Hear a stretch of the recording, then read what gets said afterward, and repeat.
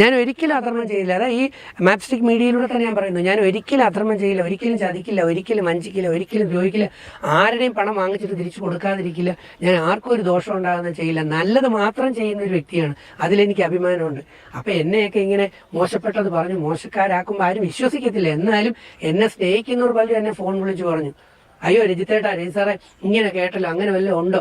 അതെന്ന് പറയുന്നത് എന്തായിരുന്നു? ആ ടോക്കിന്റെ 1.5 മണിക്കൂർ നീളുന്ന സംസാരത്തിന്റെ ഏറ്റവും അവസാനം ചാനൽ അവതാരകനോട് ഞാൻ പറയുന്നൊരു ബെറ്റാണ്, നമുക്ക് രണ്ടുപേർക്കും മത്സരിച്ച് നോക്കാം, എൻ്റെ ഒരു രോമം പോലും അനങ്ങാത്ത രീതിയിൽ. അപ്പൊ അത് ഏതൊരു പുരുഷനും പറ്റും. പുരുഷനാണ് ഏറ്റവും കൂടുതൽ നിയന്ത്രിക്കേണ്ടത്. പെൺകുട്ടിയെ സംബന്ധിച്ച് അവർക്ക് നിയന്ത്രിക്കാൻ അറിയാം. അവർക്ക് ഡബിൾ എക്സ് ക്രോമസോം ഉള്ളത് കൊണ്ട് തന്നെ അവർക്ക് നിയന്ത്രണ കഴിവും സഹനശക്തിയും വളരെ കൂടുതലാണ്. പക്ഷെ ആൺകുട്ടികൾക്ക്, പുരുഷന്മാർക്കാണ് നിയന്ത്രണം കുറവ്.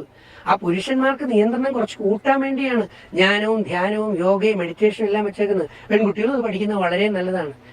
എപ്പോഴും അടക്കവും ഒതുക്കവും എന്ന് പറയുന്നത് നമ്മുടെ ശാരീരിക അച്ചടക്കം. പട്ടാളത്തിൽ പോയാൽ എന്താ വേണ്ടത്? അച്ചടക്കമല്ലേ. പോലീസിൽ പോയാൽ എന്താണ്? അച്ചടക്കമല്ലേ വേണ്ടത്.